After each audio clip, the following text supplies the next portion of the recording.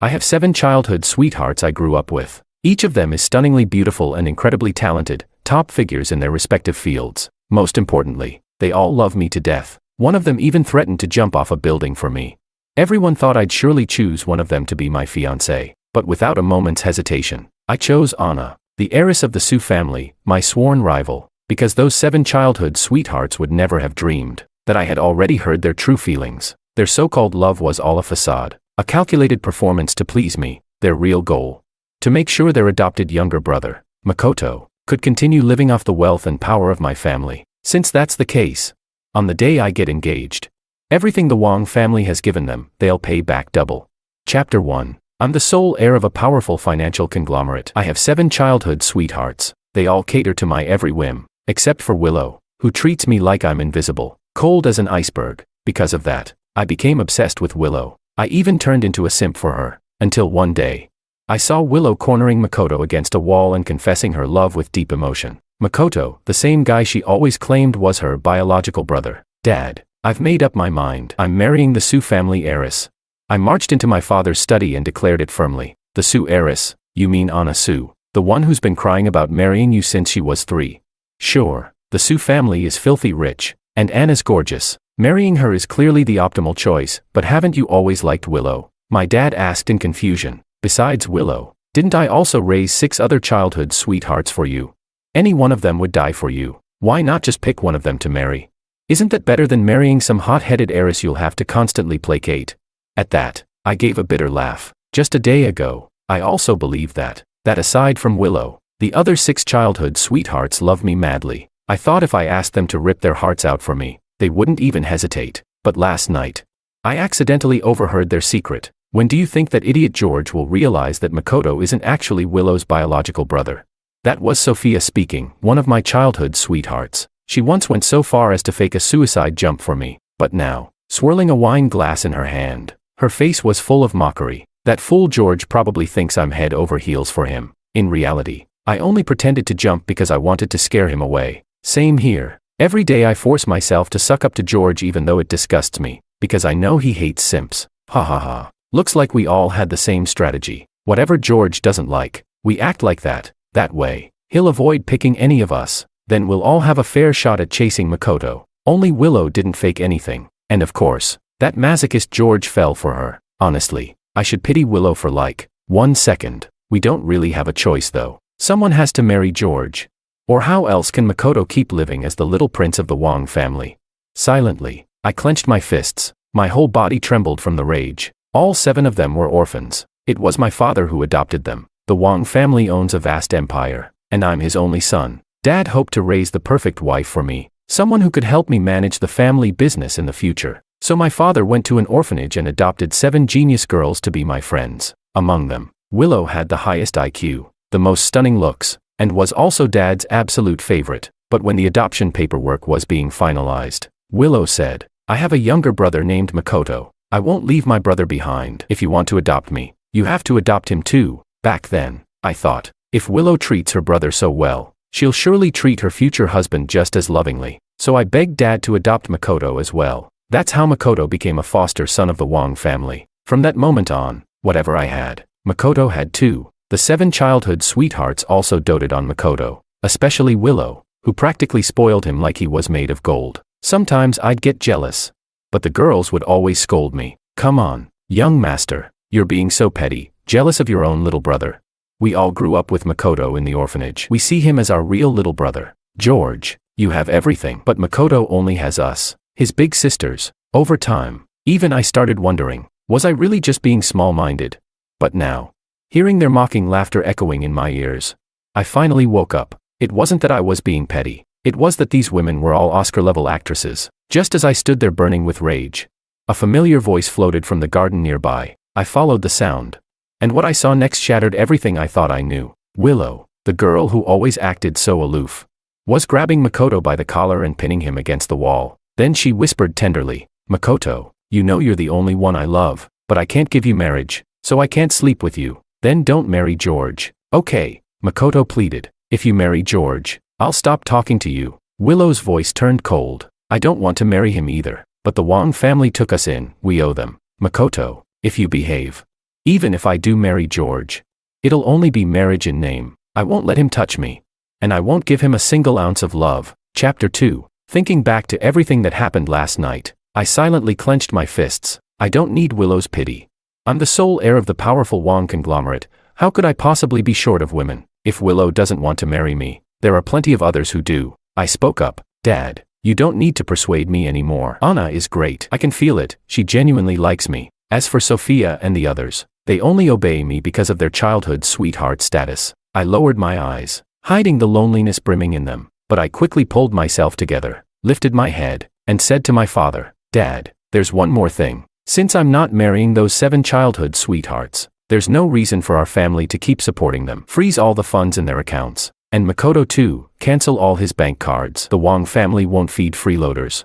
All right, Dad nodded. Since you're not marrying them, there really is no reason to keep them around. On your wedding day, I'll make sure they all leave the Wang household, in case they start having second thoughts and try to fight you for the inheritance. After talking with my father, I left the study, but just as I reached the top of the stairs, I bumped right into Makoto. Brother, I heard you're going to horseback riding class this afternoon. Can I come with you?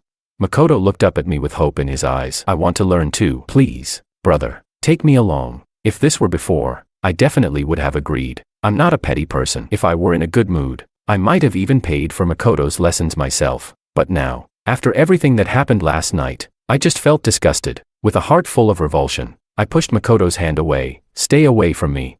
I didn't even use much strength, but Makoto exaggeratedly stumbled back, then conveniently fell down the stairs. Makoto. Willow's panicked voice rang out from downstairs. I looked down and saw all the childhood sweethearts gathered below. George, how could you be so cruel? Alicia, the most hot-tempered of the girls, was the first to speak up. What did Makoto do wrong that you had to push him down the stairs?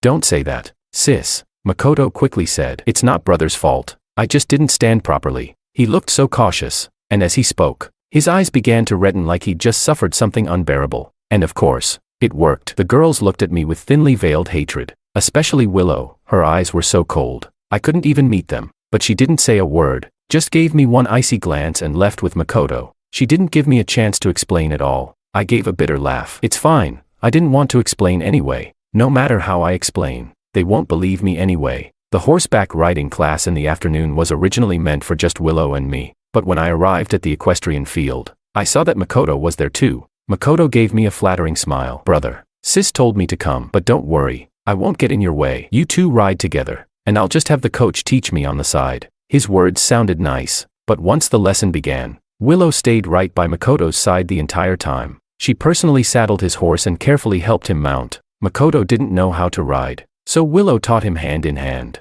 When Makoto got tired and wanted to dismount, Willow knelt halfway to the ground, letting him step down using her shoulder. That moment pierced right through me, because once, I had also mounted a horse by stepping on Willow's shoulder, but back then, Willow didn't do it willingly. Dad was there that day too. He had said, Willow, if you marry George in the future, you'll be his only wife, and as a woman, you need to learn how to serve your husband. Today, I'm going to set some rules for you. Kneel down and let George mount using your shoulder. If you become my daughter-in-law, you'll have everything you ever wanted. But after marriage, George comes first. He'll be your whole world. You'll bow to him and obey him completely. You don't need to care about anyone else's dignity, only his. Chapter 3. Dad didn't mean to humiliate Willow. He just saw through the deep-rooted pride buried in her bones. She was a genius girl, intelligent beyond measure. When she lived in poverty, she could still hide that arrogance. But after living in luxury in our household, the pride that came with her brilliance could no longer be concealed. Dad feared that one day, her pride would lead her to betray me, so he took that moment to warn her.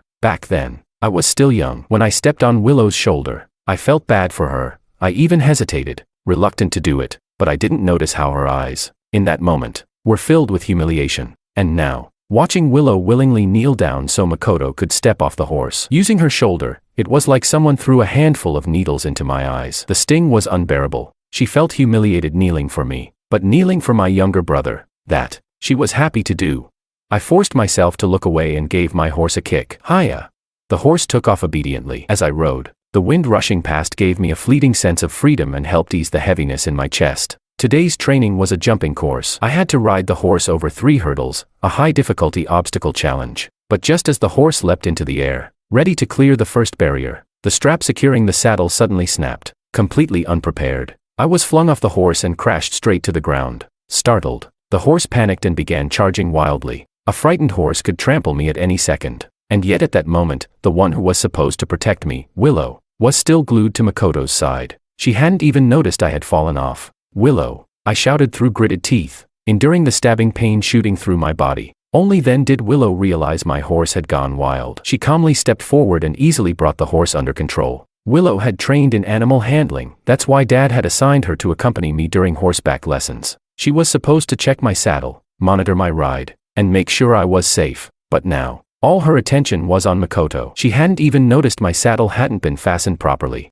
In the end, I broke my leg and was hospitalized. Maybe to atone, Willow volunteered to take care of me during my stay. She was incredibly attentive. If I was thirsty, the water was already at my lips before I even spoke. If my wound hurt, she noticed a faint frown and immediately came over to give me painkillers. After I took the meds, she'd always have my favorite dried plums ready, just so I wouldn't be left with a bitter taste in my mouth. She was always like this. Clearly, she didn't love me, but her care was so meticulous, it made me doubt myself. Maybe she did love me. Maybe she was just cold by nature, not good at showing it, but how could she not know how to show it? When she was with Makoto, the affection in her eyes nearly overflowed. A few days later, my leg was almost healed. That night, I got up to use the restroom, and unintentionally overheard someone talking in the hallway. Just then, I heard a voice. It was one of the childhood sweethearts. "Sophia." "Willow, don't you think you went too far?" she said. "You intentionally cut George's saddle strap. Even if George pushed Makoto down the stairs, you can't just do something like that. Falling off a horse isn't a joke, he could have snapped his neck." Willow let out a barely audible sigh. "I only meant to give him a small punishment. I didn't expect he'd get hurt so badly that day." Willow was an expert equestrian. She had calculated beforehand that if the horse didn't jump, a fall wouldn't be dangerous. But she hadn't known I was practicing obstacle jumps that day. The horse didn't just jump, it soared. "I've already made amends," Willow continued. "These past few days, I've given him whatever he asked for. That's enough to make up for it. Anyway, he's fine now. Let's just drop it. No one needs to bring this up again." At that moment, an unexplainable chill swept through my entire body. So she had deliberately cut the saddle strap, just to get back at me for Makoto's fall. All that attentive care over the past few days was nothing but compensation for a miscalculation. Not because she felt sorry I got hurt. I clenched my fist so hard my bones creaked, but I didn't feel a thing, because the pain in my chest drowned everything else out. Chapter 4. The next day, I was discharged from the hospital. Willow came to pick me up in her car, but I didn't even glance at her. I walked straight over and got into Sophia's car. Sophia was beautiful and witty. She kept trying to make me laugh the whole ride, but I couldn't force a smile. "George, are you feeling down?" Sophia gently held my hand. "There's an auction today, let me take you. Retail therapy really works. Once we get there, you can raise your paddle for anything you want, and I'll cover it." I replied offhandedly. Why pretend to be generous? Isn't it all Wang family money anyway? Don't underestimate me. "Okay," Sophia chuckled. "Willow isn't the only genius girl in the Wang family. She knows how to make money, but I've been investing overseas all these years, and I've made quite a bit myself. Don't worry, your wife can afford to spoil you." I finally cracked a smile. "Well then, I guess I'll have to bleed you dry today. Drive, let's hit the auction."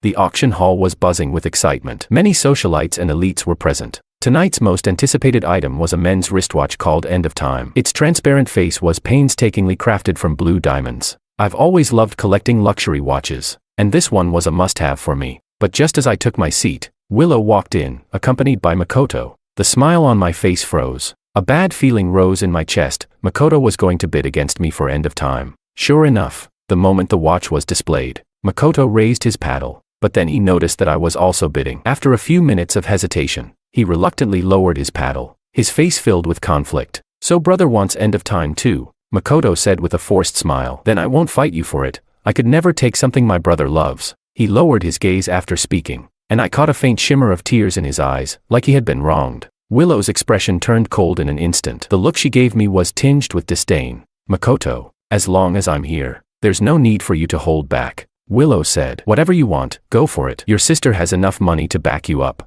Before Makoto could even respond, Willow raised her own paddle. 100 million. The entire auction hall went silent. Several socialites gasped out loud, stunned by the number. Once the shock settled, the whispers started. "What's going on? Isn't Willow George's woman? Why is she buying such an expensive watch for another man? And not just any watch, she's bidding on the exact one George wanted. She's completely humiliating him." Poor George, the heir of a powerful family. And he's getting publicly slapped in the face by his own woman. That's brutal. I clenched my fists silently. I had been spoiled by my father my whole life. But right now, Willow had turned me into a joke. To be so blatantly disregarded by the woman I once believed in. The humiliation rose inside me, wave after wave. Out of sheer fury, I raised my hand and made the sky lantern gesture. Because no one gets to trample me like that. Chapter 5. Light the sky lantern. Mr. Wang has lit the sky lantern. The host exclaimed excitedly. Congratulations to Mr. Wang for successfully winning the end of time. At that moment, I felt like the suffocating pressure in my chest had finally eased. But when it came time to pay, the organizers told me my card had been frozen. That's impossible. I frowned. My card has no spending limit. No matter how much is charged, it shouldn't be frozen. I asked the organizers to try again, but the card still wouldn't go through. Just then, Sophia walked over playfully. Hubby, didn't we agree I'd cover it today? Use mine. She handed over her card with a smile, but hers was declined too. How is this possible? Sophia frowned, her face full of disbelief. The crowd erupted into a murmur. Someone even laughed out loud. Has the Wang family gone bankrupt? Can't even cough up 100 million. Why light a sky lantern if you don't have the money? What a joke. Countless sneers pierced my ears, and I felt my face burn with shame. Sitting among the audience, Willow had finally had enough fun. She stood up slowly and gracefully. She pulled out a black bank card and handed it to the staff. Use mine. This time, the payment went through. The organizers handed the end of time over to Willow, and right there in front of everyone, Willow placed the end of time on Makoto's wrist. At that moment, I truly became the biggest laughingstock in the entire auction hall. That manipulative bitch. Sophia muttered under her breath. Our cards didn't work. This has to be Willow's doing. She's a top-tier hacker. I saw her open her laptop just now. She must have hacked our accounts and froze our bank cards so we couldn't pay. My eyes turned bloodshot, and my heart ached painfully. So that's it. It was all Willow's plan to humiliate me.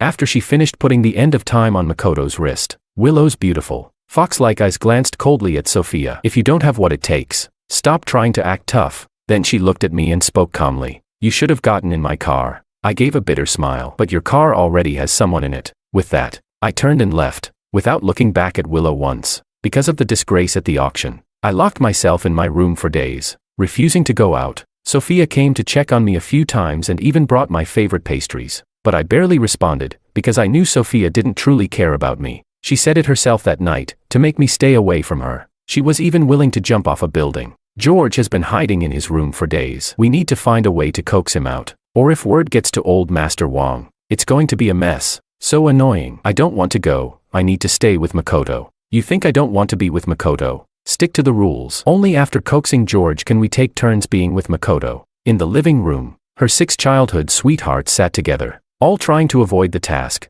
None of them wanted to come upstairs and talk to me. But what they didn't know was, I heard every word. Ever since I accidentally discovered the secrets of my childhood sweethearts last time, I secretly installed pinhole cameras and audio bugs throughout the house. I didn't want to be the clueless fool anymore. I wanted to hear with my own ears what these 7 girls were saying behind my back. I'm not going, Sophia said angrily. It's always Willow who pisses off George, and then we're the ones sent to coax him. Why should we? Whoever caused the problem should be the one to fix it. Just then, Willow's graceful figure suddenly appeared on the surveillance feed. There's no need for you to go, Willow said coldly. I'll handle my own men. No need to trouble any of you. With that, she turned and headed upstairs with a gift box in hand. I quickly shut off the monitor, so I didn't see the furious expressions on the other girls' faces. She's getting way too cocky, Alicia said, clenching her fists. George hasn't even chosen her yet. Who does she think she is, calling him her man?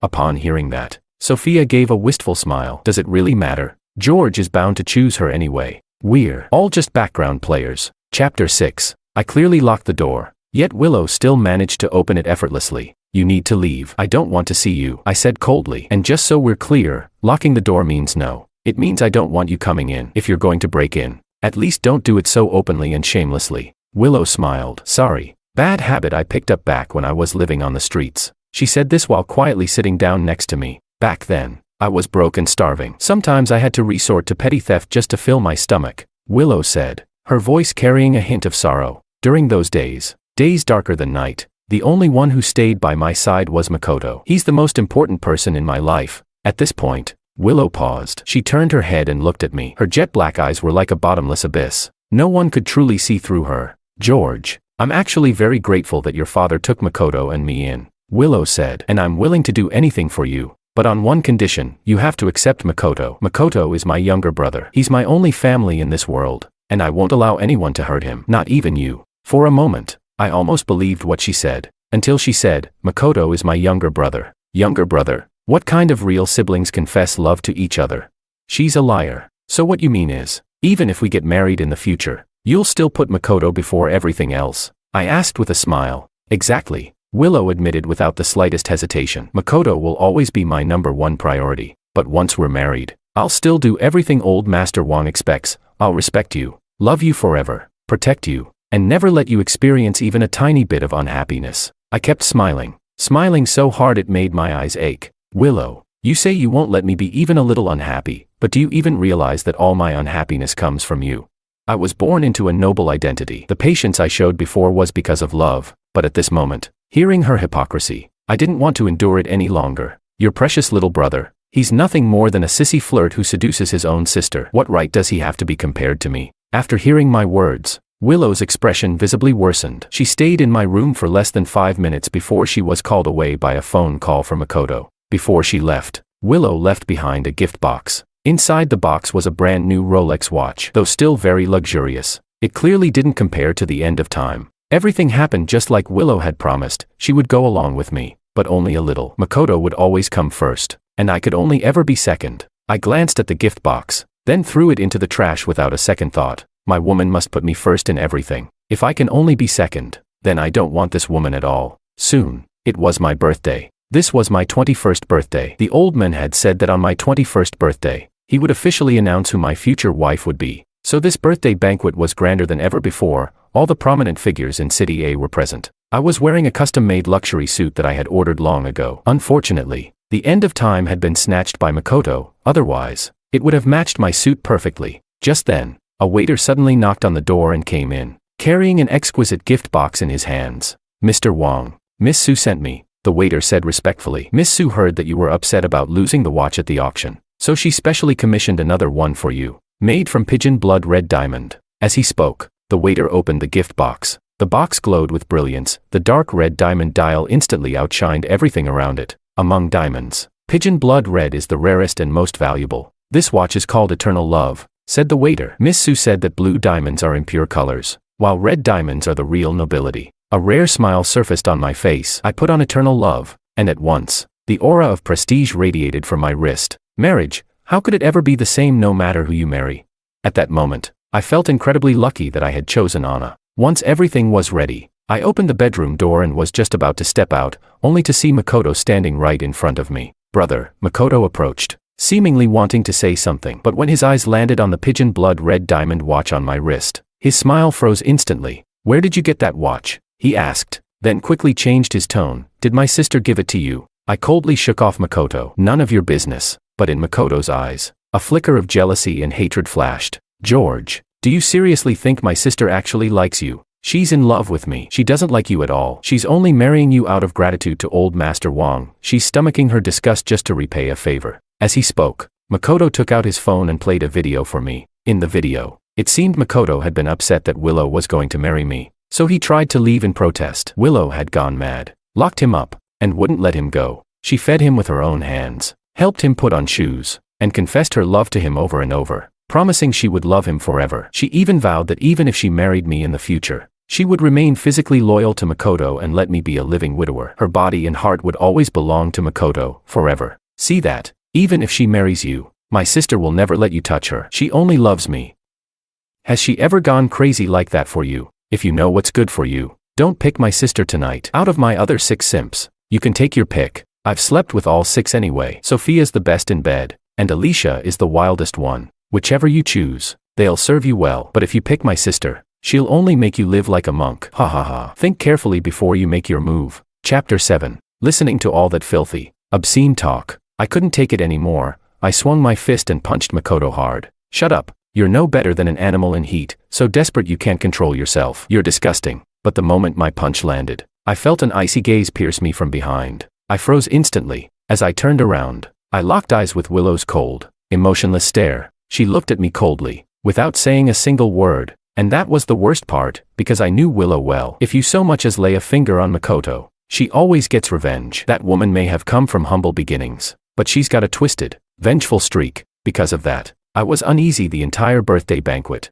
nervous, on edge, terrified that at any second, Willow might strike me down in the most subtle and ruthless way. But strangely enough, the entire banquet went off without a hitch. Nothing unusual happened. Soon it was noon. The old man was about to announce who I would marry in the future. The room buzzed with excitement, and the guests murmured among themselves, "George will definitely pick Willow. Everyone in the circle knows he's her simp. Willow's not only gorgeous but also incredibly smart and capable. If she marries into the Wang family and takes over the Wang Corporation, who in the business world could even compete with her? Maybe only Anna Sue from the Sue family stands a chance. I heard Anna has been chasing George for years, but exactly. Anna's so pitiful, chased George for so long and didn't even get an invite to today's event. Now she has to watch helplessly as the man she loves marries her biggest rival. Hearing all these whispers, I couldn't help but smile to myself. I snuck a glance at Anna, and saw that she was looking at me too. Her eyes were full of affection, and she signed to me with her hands, "You better not change your mind." I smiled at her gently, just about to respond, when suddenly, the giant screen behind me began flashing through a slideshow of me. Photos of me showering, showing my bare back, images of me sleeping, completely naked, side view and all, and at the end of the slideshow, a video started playing. In the video, I was holding one of Willow's outfits. I pressed it against my face, sniffing it deeply while using my other hand to pleasure myself. "Willow, I like you so much." The man in the video, me, looked like a deranged pervert, whispering a love confession while clutching a woman's clothes. In real life, I was falling apart. I stared at Willow with complete despair, my heart twisted in agony. Just because I had called Makoto a lust-crazed animal, Willow decided to publicly expose these private, intimate moments of mine, like she was trying to prove to everyone that I, George, was the one who couldn't control his urges, that I was the truly shameless one. "Willow, how could you do this? I'm a man." Was it really a crime that I once liked her so deeply? Why did she have to humiliate me like this? And in front of everyone? Who played that video? Turn it off right now. Old Master Wang was furious. He stormed forward to stop the video, only to find that no matter what he did, he couldn't shut it down. In the end, it was Anna who rushed up and smashed the projector. Only then did the screen finally go black. Who did this? Who the hell did this? Old Master Wang was trembling with rage. "Lock the doors, until we find out who's behind this. No one leaves." "Master Wang, please don't get upset." One of the business partners stepped in to comfort him. "George and Willow are going to get married anyway. Honestly, this video isn't that big of a deal." That's right. George is a man, after all, and married couples having their little kinks, we totally understand. But old Master Wang's face was still dark as thunder, because only he knew that George's fiancée had already been switched. In the heavy silence, old Master Wang slowly lifted his head and looked solemnly toward Anna. He wanted to know Anna's decision. Receiving her future father-in-law's signal, Anna stepped forward without hesitation. She took my arm and declared loudly, "George is marrying me, and I will not forgive anyone who tries to hurt him. Those videos, if anyone dares record them or leak them again, I swear I'll make sure you'll live in agony, unable to live or die." The moment her words landed, everyone stared at Anna in shock, especially Willow and the 6 other childhood sweethearts. Their faces instantly went pale. "George actually picked her? You've got to be kidding." Everyone knows George is madly in love with Willow. How could he possibly choose Anna? Chapter 8. Among all my childhood sweethearts, the most shocked ones were, unsurprisingly, Willow and Sophia. "George, are you kidding me?" Willow said with a cold expression. "Is this because I gave end of time to my little brother instead of you, and now you're throwing a tantrum to get back at me?" Sophia also looked dissatisfied. "George, why did you choose Anna? If you're just trying to spite Willow, you could have chosen me. I'd gladly let you use me." Her expression was full of such deep affection that many people around were visibly moved. Sophia really loves George. I heard she even jumped off a building for him. Why didn't George choose her? If a woman loved me that much, I'd marry her in a heartbeat. Everyone in a city knows Sophia's madly in love with George, but he's never once looked back at her. Everyone present was feeling indignant for Sophia. They felt sorry for her, sorry that she gave her love to the wrong person, sorry that her love was unrequited. Listening to their sighs and sympathy, I couldn't help but smile. I turned my head slightly, met Sophia's lovesick gaze, and asked with a smile, "Sophia, do you really love me that much?" "Of course," Sophia answered without hesitation. "George, I love you. I'd do anything for you, even die for you." I kept smiling. "You love me that much? Huh? But how come I heard that your little jump back then was actually meant to scare me away?" Sophia's face instantly turned pale. Who told you that? Was it Alicia?" "George, Don't listen to her nonsense. She's just making things up. I swear to God, I never said anything like that. I truly love you. No one in this world loves you more than I do. Sophia was a great actress. For a moment, even I almost believed her. But unfortunately, I had already heard her true thoughts, so no matter how good her act was, it was useless. I couldn't be bothered to argue with her anymore. I simply pulled out a voice recorder and pressed play. That idiot George probably thinks I'm head over heels in love with him. Huh? Truth is, I didn't jump off that building to confess anything. I just wanted to scare him off. Sophia's mocking voice played from the recorder, and in that moment, the entire room was stunned. And in that instant, all color drained from Sophia's face. Sophia, no one is spreading lies, I said calmly. Those words came out of your own mouth. So stop pretending to be some hopeless romantic in front of me. It's just disgusting. George, you've misunderstood. Sophia's eyes quietly turned red with tears. Actually, But before she could finish, Anna suddenly stepped forward and slapped her hard across the face. No one gets to call my fiancé an idiot in front of me, Anna declared fiercely. And for the record, I'm the one who loves George the most in this world. The moment the word fiancé came out, Willow's elegant brows furrowed sharply. George, stop being ridiculous, Willow said. The person you really want to marry, isn't it me? I'm willing to be your wife, and just like old Master Wang asked, I'll pamper you and love you for life. I'll be second only to you, and above all others. So stop this nonsense. The Su family is a business partner of the Wang family. Old Master Su and Old Master Wang go way back. If you keep toying with Anna like this, it'll damage the relationship between the two families. Chapter 9. After hearing what Willow said, I almost laughed out of sheer anger. I forced myself to hold back the heartache and said coldly, Willow, you don't actually think that after everything that's happened, I'd still want to marry you, do you? You did something like that, and you still have the nerve to say you're willing to marry me? Well, maybe you're willing, but I'm not. My eyes, red with emotion, were filled with intense hatred. Willow's heart gave a slight shudder. For someone who always kept a poker face, her wide eyes and stunned expression were shocking to see. George, what are you saying? Why don't I understand? Drop the act, Willow. I couldn't take it anymore. I pointed at the smashed projector and said in a voice on the verge of breaking, those photos and videos just now, weren't they your doing? Willow's heart trembled again. She, who always kept her emotions under control, now looked visibly shaken, her expression filled with disbelief. George, you actually think I did that? There was a hidden sorrow in her voice, didn't you? I growled through gritted teeth. Those photos weren't taken by me, they were candid shots. You know how to pick locks. Even if I lock my door from the inside, you can open it effortlessly. And that final video, from the angle, it must have been taken from surveillance. You're a top-tier hacker, hijacking the home security cameras to spy on me. Child's play for you. I bit my lip so hard it almost bled, my eyes blazing. Stop pretending. Willow, I know it was you. You're doing this just because I punched Makoto this morning, right? That's your idea of revenge. We grew up together. Even if you don't love me, we've spent years side by side. Today was my birthday party, and you chose this moment to humiliate me in front of everyone. Are you even human? My emotions grew more and more out of control as I spoke. By the time I got to the end, I couldn't stop myself. I raised my hand and slapped Willow hard across her cold, beautiful face. Smack. The crisp sound echoed in the room, and a bright red handprint slowly appeared on her stunning features. The old man was furious too. He leaned on his cane and tremblingly walked up to Willow, demanding in a hoarse, angry voice, Willow, is what George said true? Were those photos and videos really your doing? For so many years, he had treated Willow like his own daughter. Willow was smart and capable. He had always admired her. He genuinely wanted his son to marry her. He had even considered letting Willow inherit the Wang family corporation he had built from the ground up. But how could she do something so heartless?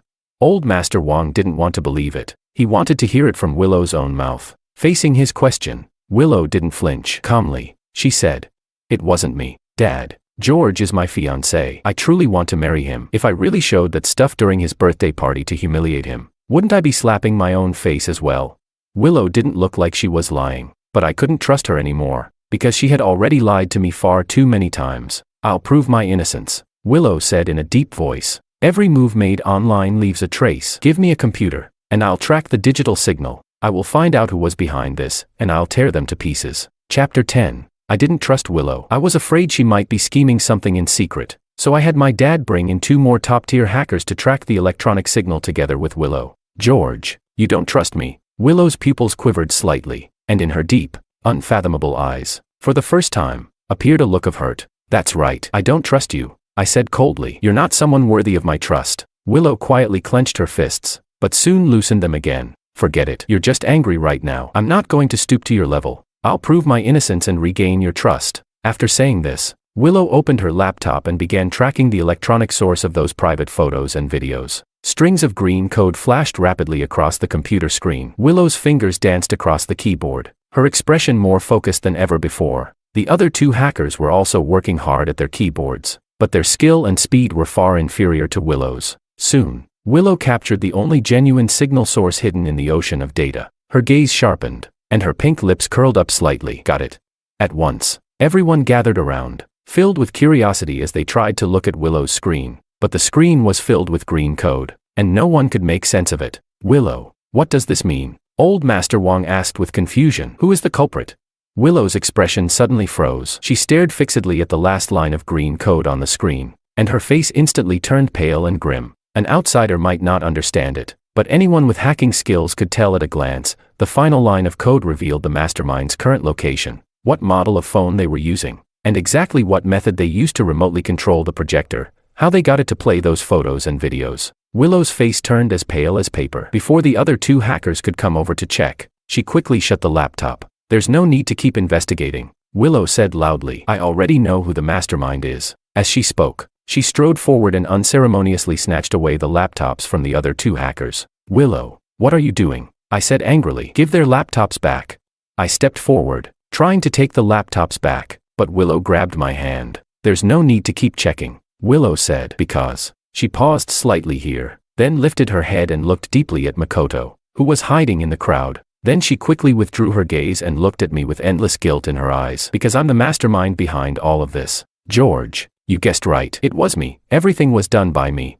Chapter 11. Willow wanted to take all the blame upon herself, but the moment she opened her mouth, I had already guessed who the real mastermind was. Willow, things have already gotten to this point, and you're still trying to cover for him. I felt as if my heart were bleeding. Willow's dark eyes trembled slightly, but she still forced herself to say, I'm not covering for anyone. I'm the one behind all of this. Then why didn't you admit it from the beginning? I pressed her. You acted all righteous, pretending to help me trace the signal source. Now that the source has been tracked and you suddenly confess, don't you think that's way too suspicious?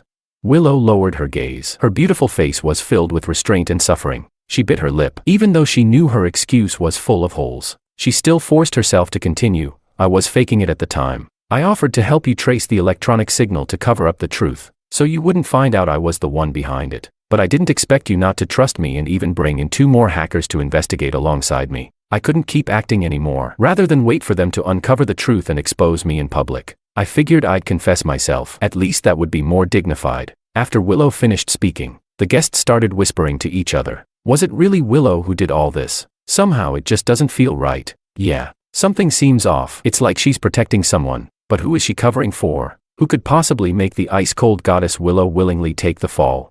Listening to their chatter, I couldn't help but laugh. They didn't know who Willow was protecting, but I did. There's only one person in this world who could make Willow abandon her principles, disregard all consequences, and do everything she could to protect him. Willow, do you really think that if you take all the blame, I'll just let that person go? I said coldly. After everything he's done to humiliate me, do you think I'll let him walk out that door unscathed? A look of pain flickered in Willow's eyes. George, I'm begging you, please let this end here. As long as you stop pursuing this, I'll do anything you ask. You like me, don't you? I can marry you, we can get married right away. Before Willow could finish speaking, I suddenly burst into laughter. Ha ha ha. I can't take it, my stomach hurts from laughing. Willow, who gave you the confidence to think that after everything that's happened, I'd still want to marry you? Willow's dark eyes trembled. George, but I didn't give her a chance to speak. I interrupted her directly. I stopped liking you a long time ago. You and Makoto make me sick. Chapter 12. Willow lifted her head and met the look of utter disgust in my eyes. The revulsion blazing there was so intense that, in that instant, Willow finally understood what it meant for the heart to be sliced open. How could this be? Her mind froze. No matter how hard she tried, Willow couldn't fathom why George would stare at her with such loathing. Hadn't he liked her? Liked her so much that, no matter how coldly she brushed him off, he still clung to her with a sunny smile, pestering her to do this or that. Liked her so much that, though he was the heir of a powerful family, he had been willing to lower his pride and court her first. Liked her so much that, when others mocked him and called him her simp, he hadn't cared at all and had even answered proudly, I just like Willow. She's so outstanding. George liking her is perfectly normal, isn't it? He had once liked her that much, so why was it that now, the light in his eyes had gone dark, replaced by nothing but contempt? What on earth had happened? How had everything suddenly flipped like this? A sharp pain tore through Willow's chest. She clutched her heart, the woman who was usually invincible panicking like a child, not knowing what to do. You don't like me anymore. Willow locked her gaze on mine and enunciated every word. I don't believe it. He had liked her for so long. How could feelings just disappear at a single word? Since when was love so fragile? I let out a cold laugh. Believe whatever you want. With that I turned toward Makoto. Now that I knew he was behind all of this, I had no intention of letting him off easy. Makoto, you bastard. Striding forward, I raised a fist and smashed it into Makoto's face. I begged my dad to take you out of that orphanage, gave you good food and a good life, and you stabbed me in the back. You eat our food, spend our money, enjoy the young master comforts the Wang family provides, and behind the scenes you pull this disgusting stunt. I snarled as I pummeled Makoto again and again. Before long his head was covered in blood. Brother, stop. Please, stop hitting me, Makoto sobbed and pleaded. You're wronging me, I'm innocent. I didn't do anything, but how could I possibly believe him?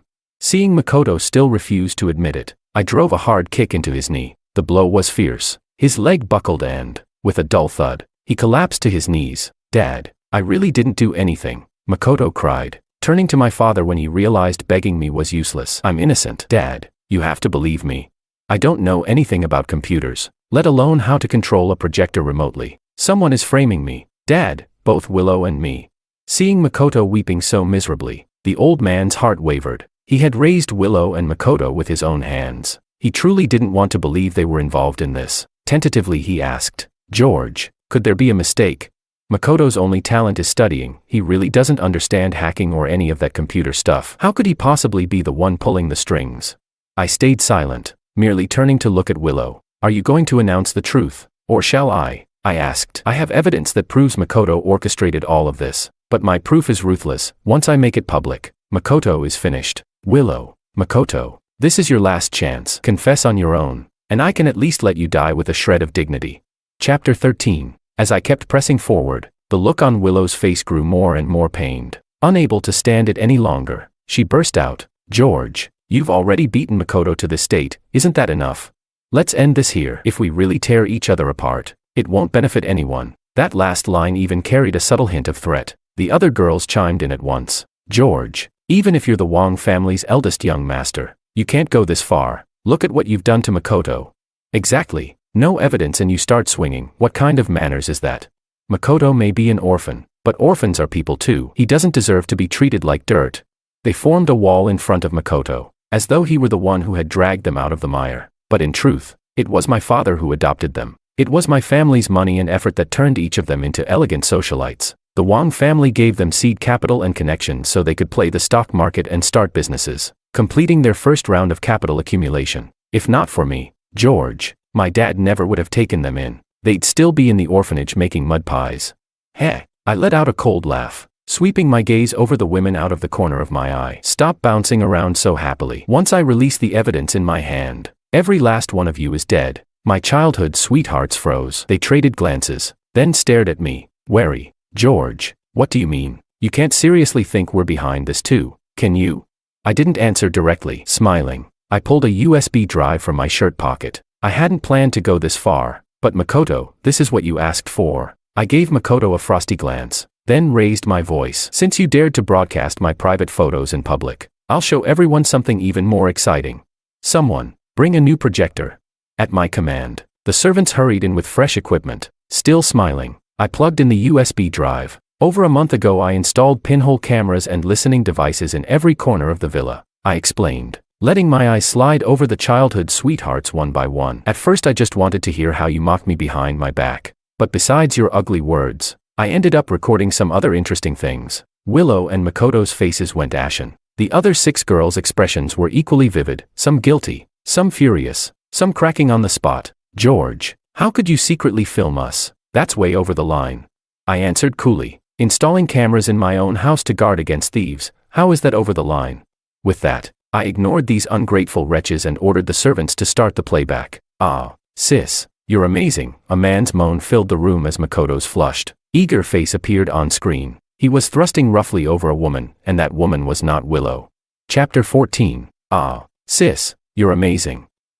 I love this so much. On screen, Makoto and Alicia writhed together, both completely naked, brazenly having sex in the back garden. Makoto, if Willow saw us like this, would she lose her mind? Alicia asked with a wicked grin. No way. Makoto laughed while thrusting furiously. Willow's just my sister, nothing but a sibling bond between us. Sis Alicia, the one I've always loved is you. In the video, Makoto confessed to Alicia with heartfelt devotion. Outside the video, Willow's face turned terrifyingly grim in that instant. Ah, Makoto screamed, rushing forward to shut off the projector. Stop it, don't play anymore.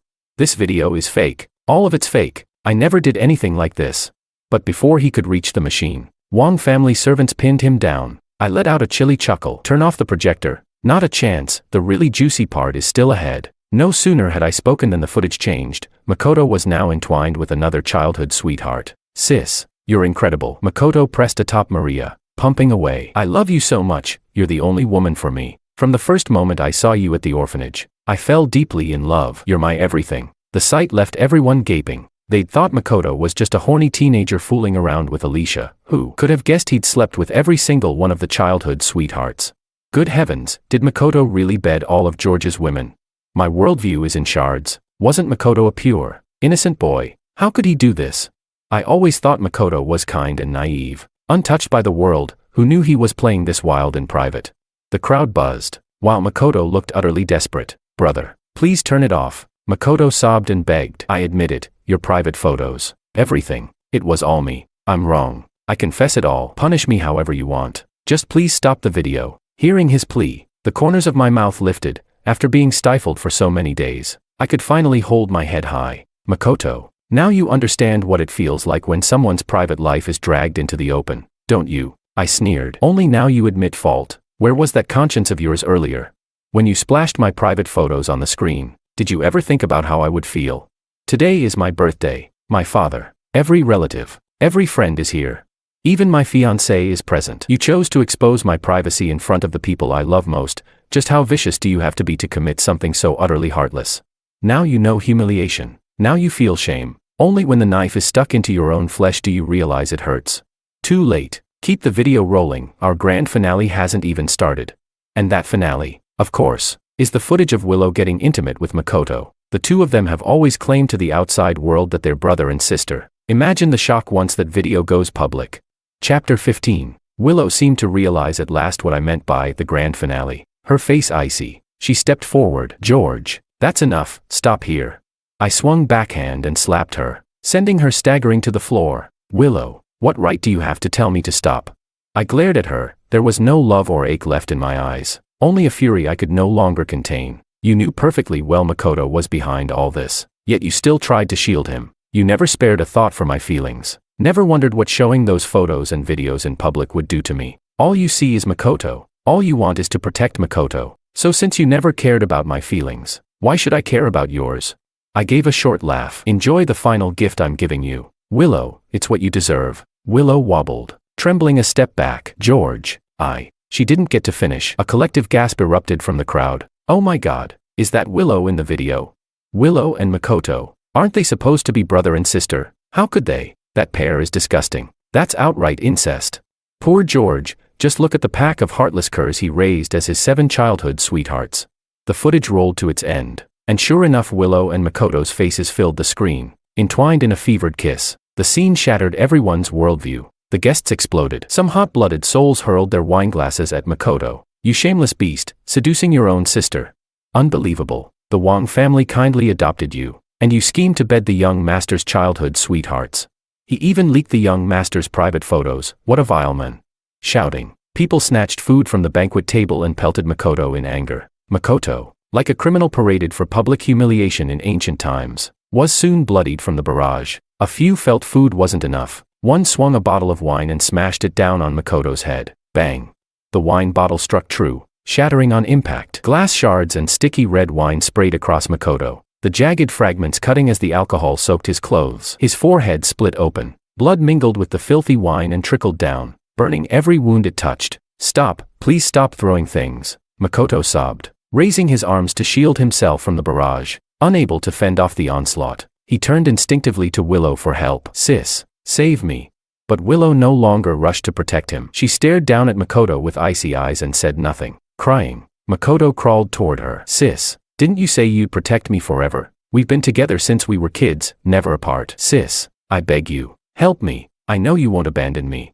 Chapter 16. Makoto clung desperately to Willow's long, slender legs, begging for mercy. But this time, there was no trace of pity in Willow's eyes as she looked at him. She looked down at Makoto from above, then raised her foot and coldly kicked him away. You still remember that all these years, I've always been the one protecting you, Willow said in a chilling voice. Her gaze locked onto Makoto, and the pain in her eyes was clearly genuine. Makoto, I treated you so well, and how did you repay me? She stepped toward him one step at a time, her powerful presence pressing down on him so hard that Makoto could barely breathe.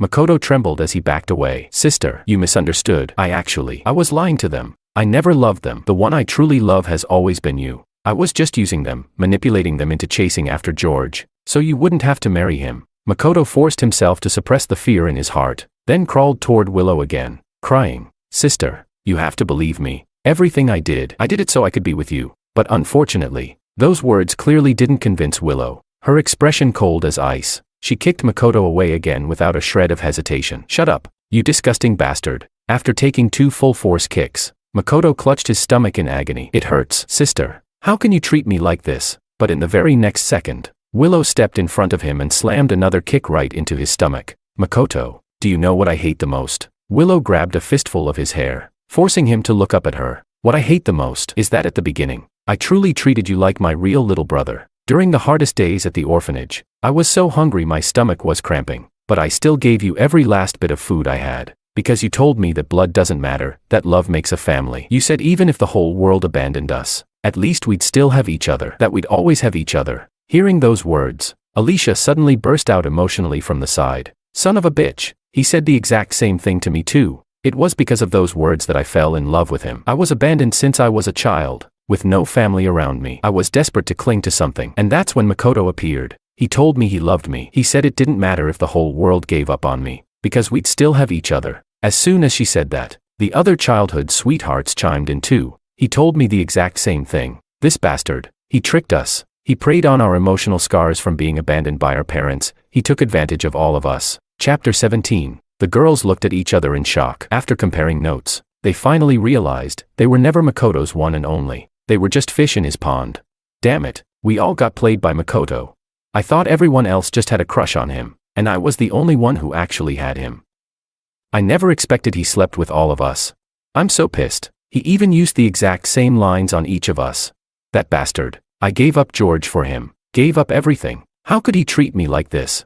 In an instant, fury erupted among the childhood sweethearts. No longer able to suppress their rage, they charged at Makoto and began to beat him mercilessly. Surrounded by a storm of fists and kicks, Makoto was soon covered in blood. But even that wasn't enough. Their hatred ran so deep, it felt like only beating him to death could even begin to ease the pain in their hearts. In the end, it was old Master Wang who, fearing someone might actually get killed, ordered the bodyguards to pull them off him. Dad, don't stop me. I have to kill this bastard with my own hands. Alicia screamed, her voice hoarse with fury. If it weren't for him, I could have fallen in love with George. George is such a good man. How could I not like him? But before you adopted me, Makoto had already deceived me. He acted like he was kind and gentle, and fooled me into thinking he really cared, told me that the world might abandon me, but he never would, that he was the only one who truly loved me, that he would never leave me. How could I not fall for him? I was abandoned as a child. The world is so big, and there are so many people in it, but all I ever wanted was one person who would love me forever. Is that really so wrong? Hearing her words, the other girls couldn't help but show the same overwhelming sadness. Clearly, they all felt the same. George was wonderful, flawless even, but he wasn't an orphan. He didn't understand what it meant to be abandoned. To grow up as a broken soul with a scarred heart. They had no family, no real friends. Other people had roots, connections to the world, but theirs had been severed the moment their parents left them behind. That's why they were so desperate to hold on to something, to prove to the world that they, too, were loved. And Makoto had taken advantage of exactly that. Back when Willow and the others first arrived at the orphanage, he struck while they were vulnerable, grabbing their hands and making promises. Even if the whole world abandons you, it's okay, because you still have me. If we have each other, it's as good as having the whole world. For these shattered girls, how could their hearts not be moved? What they didn't know was that this single moment of vulnerability would go on to destroy their entire lives. Enough. Any more of this and someone's going to die. Old Master Wang's voice was low and commanding. I understand, you're all furious because you were deceived. But today is my son's birthday. My son has done nothing wrong to any of you. If you have grudges to settle, do it in private. Don't make a scene at my son's birthday banquet and taint his eyes with your nonsense. He paused for a moment, his gaze sharp and filled with unshakable authority as he swept over the 7 childhood sweethearts. Then his voice turned cold. Originally, I planned to wait until after George and Anna's wedding to announce this decision, but your behavior today utterly disgusts me. George was right, the Wang family doesn't feed freeloaders, much less raise ungrateful traitors. As of today, you are no longer connected to the Wang family in any way. Now get out, immediately. Chapter 18. After Old Master Wang gave the order for them to leave, the girls panicked. Dad, what do you mean by that? Are you really kicking us out? Dad, we were just blinded by Makoto. We're not ungrateful traitors. Please, Dad, we realize our mistakes now. We're begging you, please give us another chance. Let us stay and repay your kindness. The childhood sweethearts pleaded with genuine emotion, but Old Master Wang remained unmoved. I don't need your repayment, he said coldly. From the day I adopted you, I told you, I expect nothing from you. You don't owe me anything. The only thing I asked for, the one and only thing, was that you wholeheartedly love my son. That was my only request, just one, and even that, you couldn't fulfill. On the surface, you acted obedient toward my son, but behind his back you mocked him, ridiculed him. With such two-faced behavior, I can't begin to express how disappointed I am in you. His words made all the girls lower their heads in shame. You're right, Dad. We were terrible, Alicia said with reddened eyes. Among the 7 childhood sweethearts, she had the worst temper, but also the most straightforward personality. Now, faced with Old Master Wang's scolding, she couldn't contain her shame and rage at herself. Right in front of everyone, she slapped herself hard across the face. My biological parents abandoned me, but you took me in. You gave me a warm and loving home, but I couldn't even fulfill the only thing you asked of me. I truly don't deserve to stay in the Wang family any longer. As she spoke, she slapped herself twice more, loud, unforgiving strikes. Then she dropped to her knees with a thud, and kowtowed 3 times, the sound of her forehead hitting the floor echoing in the hall. Old Master Wang, I will never forget what you've done for me. If you're willing, I want to stay and serve Wang Group with everything I've got. I'll work myself to the bone for the rest of my life to repay your kindness. But if you never want to see me again, I'll leave now. And from this day forward, any company I start will be a subsidiary of Wang Group. Half of every cent I earn will go, unconditionally, to the Wang Group. In the face of Alicia's heartfelt loyalty and devotion, Old Master Wang could only let out a heavy sigh. Leave, he said. I cannot forgive anyone who has hurt my son. With those words, Alicia knew, no matter what she did, she could not stay. She rose in silence, then turned around, and finally, she bent her proud knees toward me. George, the person I've wronged the most in this life is you, she said, eyes filled with tears. I should have loved you with all my heart, but instead, I let Makoto blind me. I gave you no honesty, only pain. George, I know you won't forgive me easily, but I still have to say it, I'm sorry. As she spoke, Alicia dropped to her knees and gave me a deep, solemn bow, her forehead hitting the floor with a heavy thud. George, there's still a long road ahead in life, and I'll spend the rest of mine making up for what I've done. If one day, you're willing to see me again, just give me a call. My number will never change. I'll wait a lifetime for that one call from you. No matter what happens in the future, no matter what trouble you face, if you come to me, I'll walk through fire and blades for you without hesitation. After speaking, Alicia gave me one more heavy bow, then stood up and walked away, alone, completely and utterly alone. Chapter 19. As everyone watched Alicia's lonely figure fade into the distance, a wave of sighs and murmurs rippled through the crowd. Honestly, Alicia's a good kid too. She was just deceived by Makoto. To recognize your mistakes and try to correct them, that takes courage. She really meant what she said. Did Old Master Wang really have to be that ruthless? There's no helping it. Old Master Wang's a hardcore son lover. Maybe he could forgive other things, but hurting his son, that's the ultimate taboo. There's no coming back from that. Amidst the murmurs, the remaining childhood sweethearts exchanged glances, then one by one, they followed Alicia's example and knelt before Old Master Wang. Old Master Wang, I know I no longer deserve to call you Dad, but in my heart, you'll always be my father. I understand you won't forgive me, but I can't pretend your kindness never happened. Like Alicia, from this day forward, every company I build will be a subsidiary of Wang Group, and every cent I earn, 50%, no, 60% will go to the Wang Group, without condition. After kowtowing 3 times each to Old Master Wang, they stood up, then turned solemnly toward me, and knelt once more. George, I never actually hated you. You're a good person, honestly, the best person I've ever known. The reason we mocked you behind your back wasn't because we disliked you. It was because Makoto kept comparing himself to you. And every time, he ended up feeling insecure and anxious. We only said we hated you to give him a false sense of security. We're sorry, George. We were so focused on feeding Makoto's vanity that we never stopped to think how you felt. I know. It's too late now. The damage is already done. We don't deserve your forgiveness. But if one day, you're in trouble, just like Alicia said, one phone call, and I'll walk through fire for you without a second thought. My number will never change either. And before I die, I hope I'll get to hear your voice call my name again. That alone would feel like coming home. One by one, my childhood sweethearts said their goodbyes, then turned and walked away, alone, with heavy hearts. In the end, only 2 remained from the original 7, Sophia and Willow. Sophia's eyes quietly turned red with emotion. She didn't kneel before old Master Wang, nor did she speak to him. Instead, she looked at me, her face full of sorrow. George, I wasn't in that video, Sophia said through a choked voice. I've always liked you. That's never changed, not even once. Hearing her words, I couldn't help but pause for a moment. I thought back carefully, and realized that in all those videos involving Makoto, Sophia really wasn't in any of them. She was the only one who hadn't been seduced by him. After a brief silence, I frowned and asked, if you truly liked me, then why did you mock me with the others?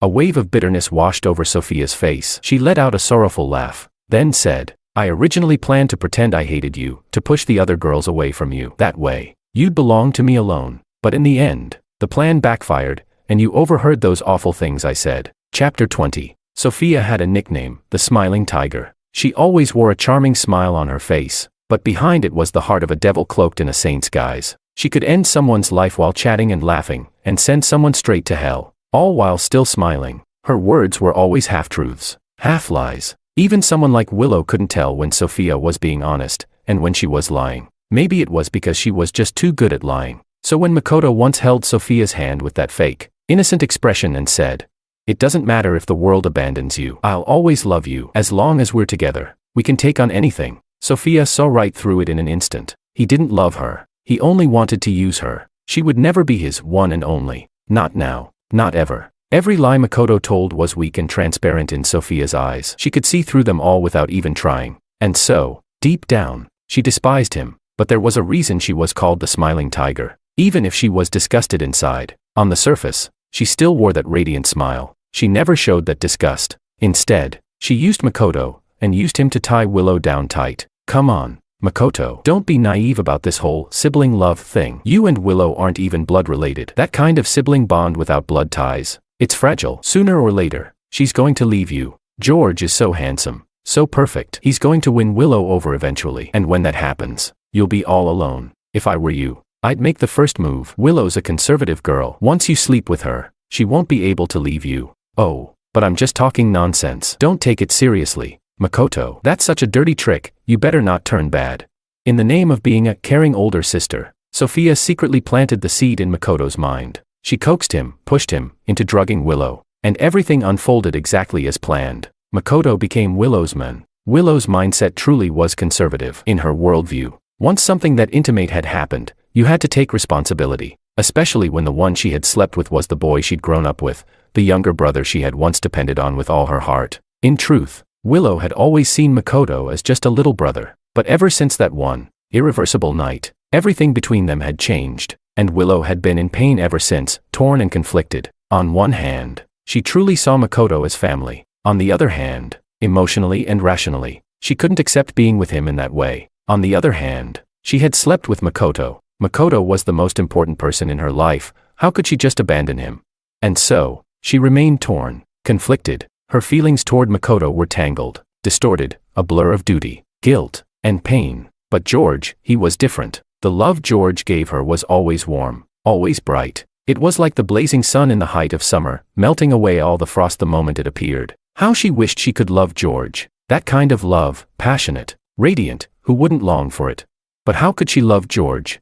She already had Makoto. She couldn't betray him. She could betray the entire world, but not Makoto, because once, in her own stubborn way, she had made him her entire world, and now, that world had betrayed her. Her whole world had turned on her. George. Willow walked up to me in a daze, her eyes red and brimming with tears. She gave a broken, fragile smile. Is it already too late for me to win you back? If I kneeled right now and begged for your forgiveness, would you take me back? If I gave you my life, would you still love me?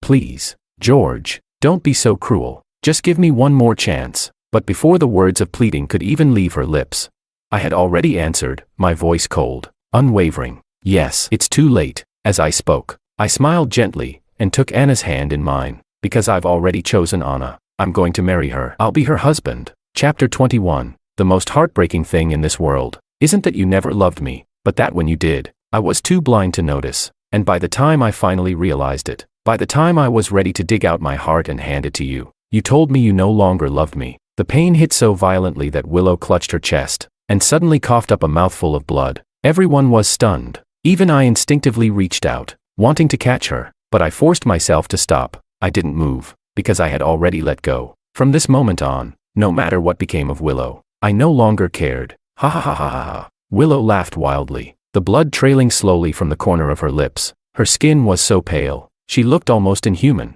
I really am the biggest fool in the world. Still laughing, Willow turned around. Then, step by step, she walked out of the Wang estate, alone. Makoto had already been thrown out by the household staff, but Sophia stayed behind. Wang Laoi, the only thing you ever asked of me, I fulfilled it, Sophia said calmly. I loved George more than anyone else ever could. I truly would have given my life for him. It's just, I didn't love him openly. I loved him in a dark, shameful way, and that's why I lost. But I never once hurt George. Every time he was sad, I was always the first one to comfort him. If he was upset, I'd try everything I could to make him smile. Even if it meant taking a knife for him, if it made him smile, it'd be worth it. As she said that, a single tear slid down her cheek. Her voice trembled as she continued. You might not believe me, but George has always been my salvation. I'm an illegitimate child. My mother died giving birth to me. My father brought me into his home, but he never loved me. He didn't even want me. He and his wife would beat and curse me every single day. One day, I couldn't take it anymore. I ran away. I lived on the streets for a long time, until the police found me and sent me to the orphanage. I thought I'd spend the rest of my life wandering like that. Until that day, George walked into the orphanage. He looked like an angel, so beautiful, so pure. When he walked up to me, I genuinely thought I must be dreaming. And then, George, you took my hand and said, don't be afraid, let's go home together. In that moment, I knew I had found my salvation. Sophia had always been an expert liar, and precisely because of that, she could instantly tell who was lying, and who was telling the truth. Makoto had once tried to trick her too, using the same sweet lies he told everyone else, but she didn't fall for it. Instead, she turned it around and played him, trapped him in his own game. But the moment George got close to her, she knew he wasn't lying. Unlike the rest of them, girls who'd crawled through the filth of the world since childhood, George was too clean, too bright, too pure. How could she not love him? If he were willing to look at her even once more, she would gladly give up her life for him. Old Master Wang, Sophia said quietly, I don't want to leave. Even if George doesn't choose me in the end, I still want to stay by his side, for the rest of my life, as his eternal number 2. So please, let me stay. I can help run the Wang group. I don't need power. I don't need status. Just let me be the second in command who guards everything for George. Her words, sincere and unwavering, finally moved old Master Wang. He agreed to adopt her as his daughter, and let her stay in the Wang family. After all, she was the only one who truly, deeply loved his son. But someone in the crowd muttered, still, isn't it too easy to just let Makoto go like that? Hearing that, I let out a cold laugh. Don't worry, I said. Even if we don't deal with him, there are plenty of others who will. After all, Willow and the other 5 childhood sweethearts weren't the kind to let things go. Makoto had played them all like fools. There's no way they'd let him off lightly. So I didn't need to dirty my own hands. All I had to do was sit back and enjoy the show. Chapter 22. 1 month later, Anna and I held a grand wedding. A celebration more extravagant than anything the city had ever seen. The atmosphere was lively and overwhelming. Every influential figure in City A came to attend. Anna proudly declared the wedding banquet would last 3 full days and nights. She wanted the entire world to know she had married the men of her dreams. Alicia and the other 4 childhood sweethearts came too, but none of them stepped inside, afraid that their presence might upset me or old Master Wang. They quietly left behind their wedding gifts, then vanished without a word. The gifts were lavish, each one worth a fortune. This was all they could do for me now, to give a gift and leave quietly. To no longer disturb my life. At 10 a.m. sharp, the ceremony officially began. Dozens of fireworks exploded overhead, filling the sky with vibrant bursts. And then, among them, appeared a massive line of blue smoke-formed letters. Congratulations Anna George, wishing you a lifetime of happiness. Just as the crowd was immersed in celebration, Willow appeared. It had only been a month. But when I saw her again, I almost didn't recognize her. Willow's hair had turned completely white overnight. Her face was pale and thin. Her whole being fragile, like a delicate snow doll on a winter day. Ready to shatter at the slightest touch. George, can I have an hour of your time? Willow said. I just want to talk to you. My father's face darkened instantly. Before I could respond, he stepped forward and barked. Willow, the Wang family has never wronged you. Please leave immediately and stop harassing my son. Today is his wedding. If you have even a shred of decency left, you should have done what the others did, leave your gift and quietly walk away. Not show up here to cause trouble. Willow gave a bitter smile. Don't worry, old master, she said. I'll leave soon. I just want a few private words with George. Once I've said what I need to say, I'll disappear. I looked at her coldly. There's nothing left for us to say. Willow smiled. She locked eyes with me, gaze soft yet obsessed. George, 1 hour, no, just 10 minutes. 10 minutes alone with you, and then I'll vanish from your world forever. Her voice carried a quiet desperation, but my eyes remained cold, unmoved. I won't even give you 1 minute. A sharp pain tore through her chest again. Willow clutched her heart. So this is what it feels like to be pierced by 1,000 arrows. George, she murmured. If you're really this heartless, then don't blame me. She smiled, still smiling, and as she spoke, she began unbuttoning her coat. When the buttons came undone, everyone froze. Strapped to her body was a time bomb. For a few seconds, no one moved. Then panic erupted. Some screamed. Others turned and ran for the exit. Old Master Wang's face turned green. Willow, what the hell are you doing? Still smiling, Willow replied. I just want 10 minutes. 10 minutes to say goodbye to George, and then I'll leave. There's nothing George has to say to you. Old Master Wang roared, his voice shaking with fury. You're insane. You strapped a bomb to yourself. Do you really think I'd let my son anywhere near you? Willow's voice turned icy, filled with a chilling calm. Then I guess I'll have to detonate the bomb. We'll all die together. Chapter 23. Even though Willow threatened to kill herself, Anna and Grandpa Wang still wouldn't let me go over. After all, Willow had gone so far as to strap explosives to herself. Clearly she wasn't in a sane mental state. What if she lost it completely and decided to take me with her in a murder-suicide?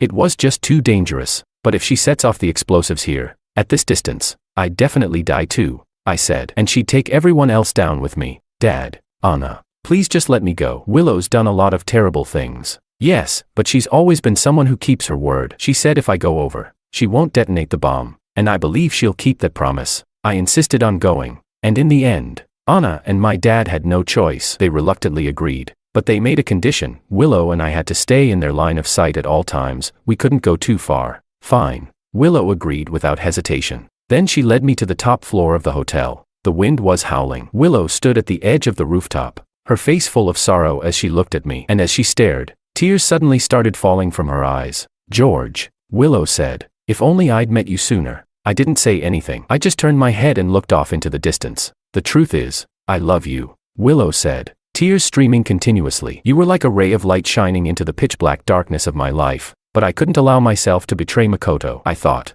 since he came into my life first, I should love him with all my heart. No matter how amazing you were, I couldn't betray him. I had to put him first in everything. I had to treat him as my entire world. That, to me, was what true, everlasting love meant. But I never expected him to be a liar.